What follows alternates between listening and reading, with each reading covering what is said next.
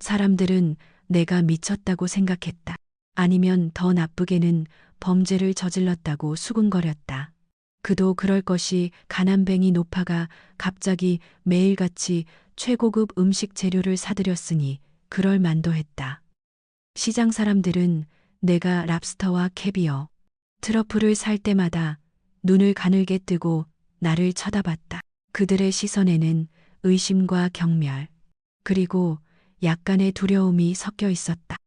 김치 한 조각 사는 것도 망설이던 내가 어쩌다 이렇게 변했을까? 사람들은 궁금해했지만 누구도 감히 내게 직접 묻지는 않았다. 그저 등 뒤에서 그림자처럼 따라다니는 수군거림만이 나를 쫓아다닐 뿐이었다. 나는 70년이 넘는 세월을 낡은 한옥의 좁은 방에서 살았다.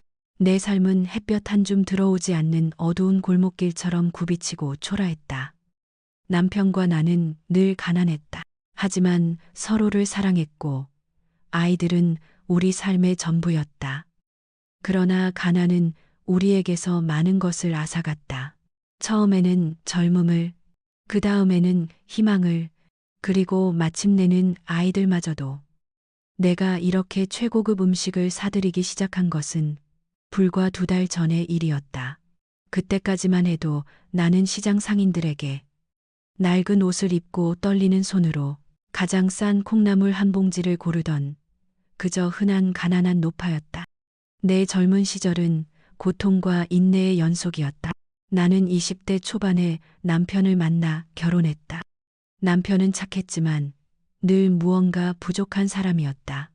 그는 열심히 일했지만 돈복이 없었다.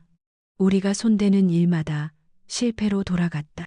우리는 새 아이를 낳았다. 큰아들 준호는 영리하고 총명했다. 둘째 딸 수미는 마음이 여리고 착했다.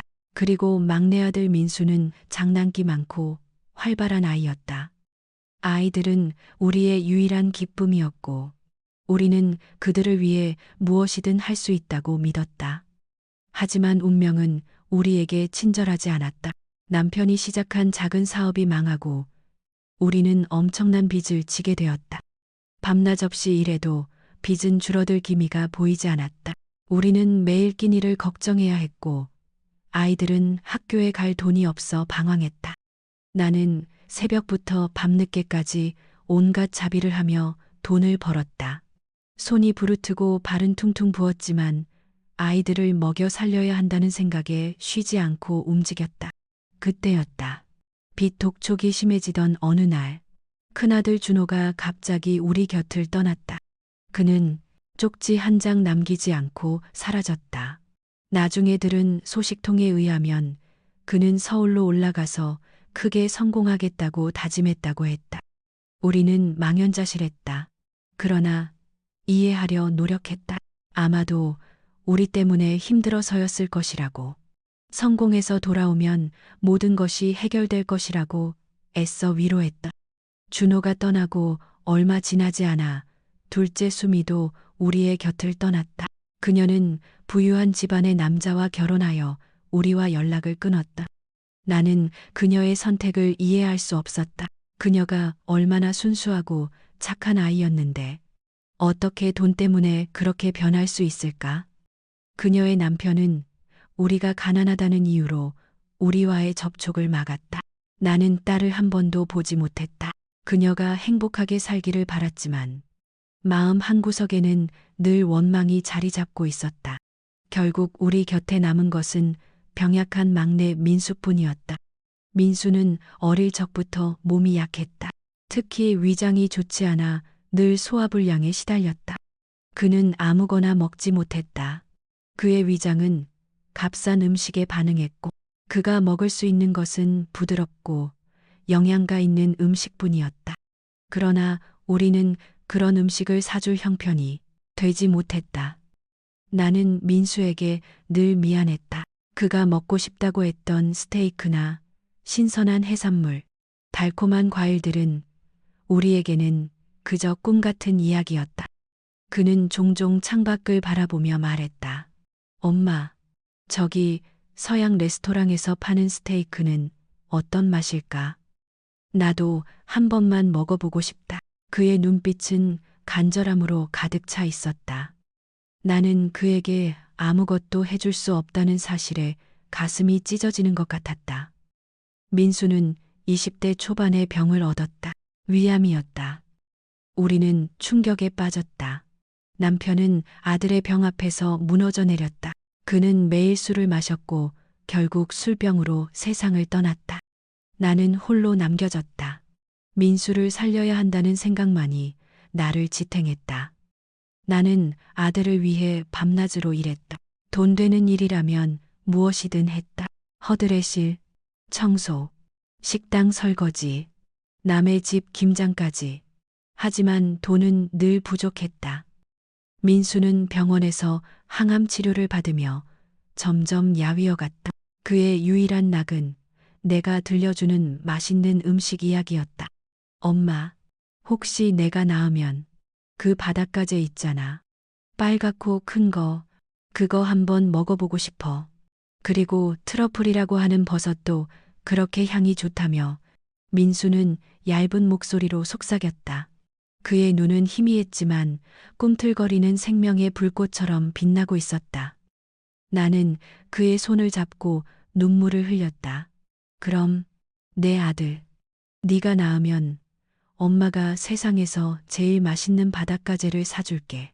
트러플도 잔뜩 넣어서 너만 먹게 해줄게. 나는 약속했다. 하지만 마음속으로는 알고 있었다. 그 약속을 지키기 어려울 것이라는 것을. 민수는 내 곁을 떠났다. 25살의 꽃다운 나이에 그는 한 번도 고급 음식을 먹어보지 못하고 세상을 떠났다. 그의 마지막 말은 엄마, 미안해. 나 때문에 엄마가 너무 힘들었지. 다음 생에는 꼭 엄마한테 맛있는 거 많이 사줄게. 그의 눈에서 흐르는 눈물은 내 가슴에 영원히 지워지지 않을 상처를 남겼다. 나는 아들을 잃은 슬픔에 한동안 폐인처럼 살았다. 모든 것을 포기하고 싶었지만 그럴 수 없었다. 나는 살아야 했다. 아들이 마지막으로 했던 약속을 기억하며 언젠가 그 약속을 지켜줘야 한다는 막연한 생각에 매달려 살았다. 나는 다시 혼자가 되었다. 낡은 한옥의 좁은 방에서 매일 홀로 밥을 먹었다. 김치 한 조각에 물 마른 밥이 전부였다. 민수가 떠나고 나서 나는 맛있는 음식을 먹을 자격이 없다고 생각했다. 그렇게 40년의 세월이 흘렀다. 내 머리카락은 하얗게 새고 얼굴에는 깊은 주름이 패였다. 나는 이제 진정한 가난한 노파가 되었다. 누구도 나에게 관심을 가지지 않았다. 그러던 어느 날이었다. 정확히 2달 전, 내 삶에 기적 같은 일이 일어났다. 나는 오래전에 남편이 작은 땅을 사두었다는 것을 기억하고 혹시나 하는 마음에 등기부등본을 떼어보았다. 그 땅은 아무도 살지 않는 시골의 허허벌판이었지만 최근 개발 계획이 발표되면서 땅값이 천정부지로 치솟아 있었다. 나는 그 땅을 팔았다. 믿을 수 없는 거금이 내 통장에 입금되었다. 평생 만져보지 못할 금액이었다. 나는 그 돈을 보자마자 제일 먼저 떠오른 것이 민수의 마지막 소원이었다. 바닷가재, 트러플, 스테이크, 그가 그토록 먹고 싶어 했던 것들. 나는 다음 날 바로 시장으로 향했다. 처음으로 시장에서 어리둥절한 표정을 지으며 최고급 식료품 코너로 발걸음을 옮겼다. 낯선 곳이었다. 나는 늘 저 멀리서 바라보기만 하던 곳이었다. 붓고 탐스러운 바닷가재를 보았을 때 내 눈에는 눈물이 고였다. 민수에게 보여주고 싶었다. 그가 얼마나 좋아했을까. 나는 떨리는 손으로 바닷가재를 골랐다. 그리고 값비싼 소고기 안심, 송로버섯, 캐비어, 신선한 연어, 온갖 고급 과일들을 망설임 없이 바구니에 담았다. 상인들은 나를 이상한 눈으로 쳐다봤다. 그들의 눈빛에는 저 노파가 드디어 미쳤구나 하는 생각이 역력했다. 그럴 만도 했다. 평생 콩나물 한 봉지 깎으려 애쓰던 내가 갑자기 수십만 원어치 장을 보고 있으니 나는 그날 밤 바닷가재를 요리했다. 처음 해보는 요리였지만 민수를 위해 정성껏 만들었다. 그의 마지막 소원을 이루어주기 위해서 나는 민수가 생전에 쓰던 낡은 밥상에 음식을 차려놓았다. 그의 사진을 옆에 두고 나는 혼자서 그 고급 음식을 먹었다. 한 조각 먹을 때마다 눈물이 뚝뚝 떨어졌다. 이 맛을 민수도 알았더라면 얼마나 좋았을까. 그의 목까지 내가 다 먹어야겠다는 생각에 나는 억지로라도 음식을 넘겼다. 한 입 한 입이 목구멍에 걸려 내려가지 않았다. 죄책감과 슬픔이 뒤섞여 나를 짓눌렀다. 다음 날도, 그리고 그 다음 날도 나는 시장에 가서 최고급 식료품을 사왔다. 이제는 상인들도 나를 알아봤다. 그들의 눈빛은 여전히 의심으로 가득했지만 나에게 더 이상 콩나물 값을 깎아달라고 하지 않았다. 그들은 내가 사는 모든 것을 묵묵히 계산했다. 나는 매일 밤 민수의 사진을 앞에 두고 그의 마지막 소원을 들어주기 위해 고급 음식을 먹었다. 나는 이제 더 이상 가난하지 않았다. 하지만 내 마음은 여전히 가난했다. 민수가 없는 삶은 아무리 부유해도 채워지지 않는 공허함으로 가득했다. 사람들의 수군거림은 점점 커져갔다. 이제는 내가 시장에 나타나기만 해도 사람들이 웅성거렸다. 심지어 어떤 사람은 나를 따라오기까지 했다. 내가 어디서 그 많은 돈을 구했는지 알아내려는 듯이 동네 파출소 경찰관들도 나를 주시하기 시작했다. 내가 길을 지나갈 때마다 그들의 시선이 내 등 뒤에 꽂히는 것을 느낄 수 있었다. 나는 아무렇지도 않은 척했지만 사실은 두려웠다. 내가 민수의 소원을 들어주는 이 작은 의식이 방해받을까봐, 혹은 나를 미쳤다고 몰아세울까봐. 어느 날 저녁이었다. 내가 최고급 한우 등심과 푸아그라를 사들고 집으로 돌아오는데 동네 통장 김씨 아줌마와 파출소 김순경이 내 집 앞에서 기다리고 있었다. 그들의 표정은 심각했다. 내게 뭔가 할 말이 있는 듯했다. 할머니, 잠깐 이야기 좀 하실 수 있을까요? 김순경이 정중하지만 단호한 목소리로 물었다. 나는 고개를 끄덕였다. 무슨 일이냐? 나는 갈 길이 바쁘다. 나는 아무렇지도 않은 척 말했다. 하지만 내 심장은 격렬하게 뛰고 있었다. 올 것이 왔구나 하는 생각이 들었다. 우리는 좁은 거실로 들어섰다. 김치와 밥 대신 고급 식재료들이 가득 찬 내 바구니를 본 김순경의 눈빛이 흔들렸다. 김치 아줌마는 불편한 침묵 속에 앉아 있었다. 할머니, 요즘 할머니께서 매일같이 비싼 식료품을 사신다는 소문이 동네에 파다합니다. 걱정돼서 저희가 찾아왔습니다. 김순경이 조심스럽게 말을 꺼냈다. 나는 쓴웃음을 지었다. 걱정이라고. 가난한 노파가 호화롭게 사는 것이 그렇게 걱정할 일이더냐. 살다 살다 이런 일로 경찰이 찾아올 줄은 몰랐다. 내 목소리에는 비웃음이 섞여 있었다.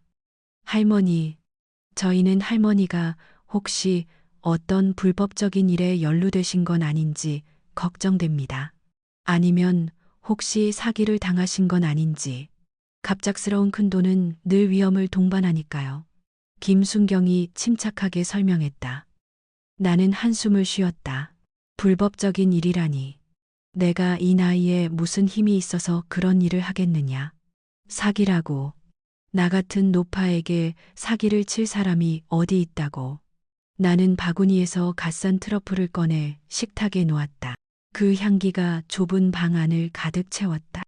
김순경과 김치 아줌마는 순간 할 말을 잃은 듯했다. 그들의 눈은 트러플에 고정되었다. 나는 늦게나마 내 아들의 마지막 소원을 들어주고 있을 뿐이다. 나는 나지막이 말했다. 내 목소리에는 슬픔이 배어 있었다. 아드님이라니요. 할머니께 아드님이 계셨습니까? 김치 아줌마가 놀란 듯 물었다. 그녀는 오랫동안 동네에 살았지만 내가 자식들이 있었다는 것을 알지 못했다. 나는 민수의 사진을 꺼내 보여주었다. 이 아이가 내 막내 아들 민수다. 아주 어릴 적부터 몸이 약했고 늘 맛있는 것을 먹고 싶어 했다. 하지만 우리는 그럴 형편이 되지 못했다. 나는 민수가 먹고 싶어 했던 음식들을 하나하나 이야기해 주었다. 바닷가재, 스테이크, 트러플, 푸아그라. 민수는 결국 25의 위암으로 세상을 떠났다. 그는 마지막까지 맛있는 것을 먹고 싶어 했지. 엄마, 미안해. 나 때문에 엄마가 너무 힘들었지. 다음 생에는 꼭 엄마한테 맛있는 거 많이 사줄게. 그게 민수의 마지막 말이었다. 나는 목이 메어 말을 잇지 못했다. 그런데 할머니, 그 돈은 어디서 나신 건지 여쭤봐도 될까요? 김순경이 조심스럽게 물었다. 나는 그제야 내가 얻게 된 재물에 대해 이야기해 주었다. 남편이 오래전에 사두었던 땅이 개발되면서 거금이 되었다는 이야기를, 그리고 내가 그 돈으로 무엇을 하고 있는지. 나는 이 돈으로 민수의 소원을 들어주고 있다. 그가 생전에 먹어보지 못한 맛있는 음식들을 매일매일 사와서 먹는다. 그의 목까지 내가 다 먹어야 한다고 생각한다. 그래야 민수가 저 세상에서라도 편안하게 쉬겠지. 나는 눈물을 닦으며 말했다. 김순경과 김치 아줌마는 침묵했다. 그들의 표정에는 더 이상 의심이나 경멸이 없었다. 대신 연민과 슬픔이 가득했다. 김순경은 깍지 낀 손으로 고개를 숙였고 김치 아줌마는 연신 내 손을 잡으며 흐느꼈다. 할머니, 죄송합니다. 저희가 할머니의 사정을 알지도 못하고 오해만 했습니다. 김순경이 진심으로 사과했다. 괜찮다. 너희가 오해하는 것도 당연한 일이지. 나 같은 가난한 노파가 갑자기 호화롭게 살면 누구라도 의심할 수밖에 없을 것이다. 나는 흐르는 눈물을 닦으며 미소 지었다. 40년 만에 처음으로 내 속마음을 누군가에게 털어놓았다. 그날 이후 시장 상인들의 시선은 변했다. 그들은 더 이상 나를 의심의 눈초리로 바라보지 않았다. 오히려 따뜻한 미소와 함께 내가 고른 식재료들을 포장해 주었다. 어떤 상인은 내가 고른 해산물이 싱싱하지 않다며 다른 것으로 바꿔주기도 했고, 또 어떤 상인은 내가 고른 채소에 트러플 향이 더 잘 어울릴 것이라며 조언을 해주기도 했다. 나는 그들의 변화에 감사했지만 내 마음속의 슬픔은 여전히 가라앉지 않았다. 어느 날 나는 준호와 수미에게 연락을 해볼까 하는 생각이 들었다. 내가 갑자기 부자가 되었다는 사실을 그들에게 알리면 그들이 돌아올까? 아니면 여전히 냉정하게 외면할까? 나는 망설였다. 하지만 문득 민수가 생전에 한 말이 떠올랐다. 엄마, 형하고 누나가 돌아오면 좋겠어. 우리 넷이 다 같이 맛있는 거 먹으면 얼마나 좋을까? 민수의 소원 중 하나는 가족이 다시 모이는 것이었다. 나는 용기를 내어 수소문 끝에 준호의 연락처를 알아냈다. 그는 서울에서 성공한 사업가가 되어 있었다. 그의 이름은 신문에도 자주 오르내렸다. 나는 떨리는 손으로 전화를 걸었다. 몇 번의 신호음 끝에 그의 목소리가 들렸다. 여보세요. 그의 목소리는 차갑고 단호했다. 준호야, 엄마란다. 내 목소리는 파르르 떨렸다. 잠시 침묵이 흘렀다. 누구세요? 그는 마치 나를 모르는 사람처럼 물었다. 엄마다. 내 엄마. 나는 다시 한번 힘겹게 말했다. 어머니, 무슨 일이십니까? 갑자기 왜 전화하셨어요? 그의 목소리에는 짜증이 섞여 있었다. 나는 내가 부자가 되었다는 사실을 조심스럽게 털어놓았다. 준호야, 엄마가 돈이 많이 생겼다. 이제 우리가 예전처럼 어렵게 살지 않아도 된다. 그래서요. 그의 반응은 싸늘했다. 내가 기대했던 기쁨이나 놀라움은 전혀 찾아볼 수 없었다. 네가 돌아오면 좋겠구나. 우리 다시 같이 살면 안 되겠니? 그리고 수미도 함께. 나는 간절하게 말했다. 어머니, 저는 제 삶이 있습니다. 이제 와서 제가 왜 다시 어머니께 돌아가야 합니까? 그리고 수미 누나는 행복하게 잘 살고 있습니다. 저희 인생에 더 이상 어머니가 필요하다고 생각하지 않습니다. 그리고 갑자기 생긴 돈이라고요. 그 돈이 어떤 돈인지 제가 어떻게 압니까? 저는 불법적인 일에 연루되고 싶지 않습니다. 그의 목소리에는 경멸이 가득했다. 나는 할 말을 잃었다. 내 아들이 나를 범죄자로 의심하고 있었다. 그리고 그의 목소리에는 가족에 대한 애정은커녕 차가운 계산만이 존재했다. 그는 내가 부자라고 해도 나를 받아들일 생각이 없었다. 오히려 내가 가진 돈을 의심했다. 나는 아무 말도 할 수 없었다. 그저 흐느끼는 소리만 새어나왔다. 어머니, 다시는 연락하지 말아 주십시오. 제 인생에 방해가 되고 싶지 않습니다. 그는 그렇게 말하고 전화를 끊었다. 나는 전화를 든 채 멍하니 앉아 있었다. 내 손은 떨렸고 눈에서는 뜨거운 눈물이 쉴 새 없이 흘러내렸다. 내가 그토록 아끼고 사랑했던 아들이 나를 이렇게 모질게 대할 줄은 꿈에도 몰랐다. 그는 내가 가난할 때는 내 곁을 떠났고 내가 부자가 되었을 때는 나를 의심하고 외면했다. 내 가슴은 칼로 찢어지는 듯 아팠다. 민수의 소원 중 하나가 산산조각 나는 순간이었다. 수미에게는 전화조차 걸어볼 용기가 나지 않았다. 준호의 냉정한 반응을 겪고 나니 수미 역시 다르지 않을 것이라는 예감이 들었다. 나는 그녀의 행복을 빌어주기로 했다. 비록 그 행복이 나를 배제한 것이라 할지라도. 그날 이후 나는 민수의 소원을 더욱 간절하게 들어주기로 결심했다. 매일매일 더 좋은 재료를 사서 더 정성껏 요리했다. 그의 사진을 앞에 두고 나는 그가 먹고 싶어 했던 모든 것을 대신 먹었다. 나는 더 이상 슬픔을 감추려 하지 않았다. 내 눈물이 음식 위에 떨어져도 상관없었다. 이것이 내가 민수에게 줄 수 있는 마지막 선물이라고 생각했다. 어느 날 나는 민수가 생전에 가장 좋아했던 장소인 동네 작은 공원에 갔다. 그는 어릴 적부터 그곳에서 뛰어놀았고 병에 걸린 후에도 가끔 그곳에 가서 벤치에 앉아 하늘을 바라보곤 했다. 나는 그 벤치에 앉아 민수의 사진을 꺼내 보았다. 그의 환한 미소가 내 마음을 아리게 했다. 그때 한 청년이 내 옆에 다가와 앉았다. 그는 내 민수 또래 정도로 보였다. 할머니, 혼자 계세요. 청년이 부드럽게 말을 건넸다. 나는 고개를 끄덕였다. 응, 그렇단다.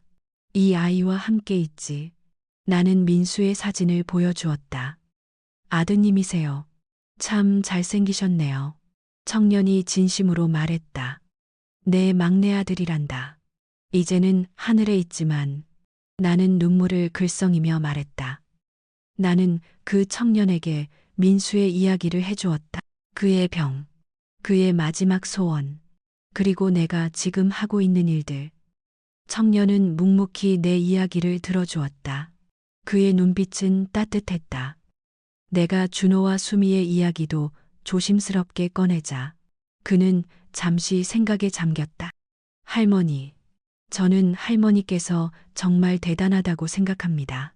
그렇게 사랑하는 아들을 위해 끝까지 노력하시는 모습이요. 그리고 자식들이 비록 할머니를 외면했다고 해도 할머니의 사랑은 변치 않을 거라고 믿습니다.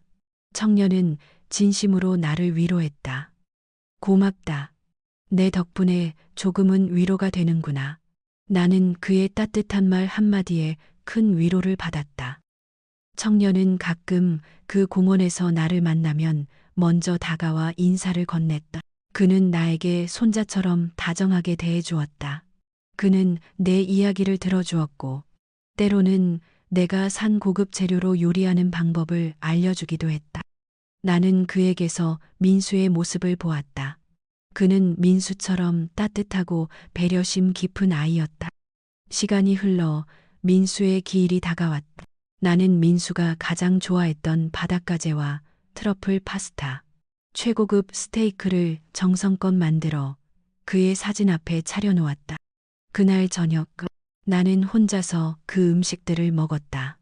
예전처럼 슬픔에 잠기기보다는 이제는 감사하는 마음으로 먹을 수 있었다. 민수 덕분에 나는 외로웠던 노년의 삶에서 다시 살아갈 이유를 찾았고, 민수 덕분에 나는 오랜 세월 잊고 살았던 가족의 의미를 되새길 수 있었다. 비록 두 아들은 나를 외면했지만 나는 민수의 마지막 소원을 들어주는 이 과정을 통해 치유받고 있었다. 사람들은 여전히 나를 가끔 이상하게 쳐다보기도 했다. 하지만 이제는 그 시선에 비난이나 의심보다는 묘한 존경심이 담겨 있었다. 동네 사람들은 내가 매일 고급 음식을 사는 이유를 알게 되었고, 나를 단순한 가난뱅이 노파가 아닌 아들을 위해 모든 것을 바친 어머니로 기억하게 되었다. 김순경은 가끔 내 집에 들러 안부를 묻곤 했고, 김치 아줌마는 내가 시장에 갈 때마다 가장 좋은 재료를 고르는 것을 도와주었다. 나는 그들의 따뜻한 마음에 감사했다. 비록 내 자식들은 내 곁을 떠났지만 나는 새로운 가족을 얻은 기분이었다. 나는 민수가 좋아했던 공원에서 매일 그의 사진을 보며 그와 이야기를 나누었다. 민수야, 엄마가 오늘 푸아그라를 먹었는데 네가 정말 좋아했을 거야. 그 부드러운 맛이 정말 환상적이었단다. 내 목까지 엄마가 다 먹고 있으니 걱정하지 마라. 나는 그렇게 매일 민수에게 말을 걸었다. 그는 늘 내 곁에 있었다고 믿었다. 이 세상에 존재하는 모든 맛있는 음식들을 맛보는 것이 내 남은 삶의 목표가 되었다. 그것은 민수와의 약속이었으니까. 그리고 나는 알았다. 이 약속을 지키는 것이 바로 내가 민수를 향한 사랑을 표현하는 방식이라는 것을. 나는 이제 더 이상 혼자가 아니었다. 민수의 영혼이, 그리고 그를 향한 내 사랑이 늘 내 곁에 함께 했으니까.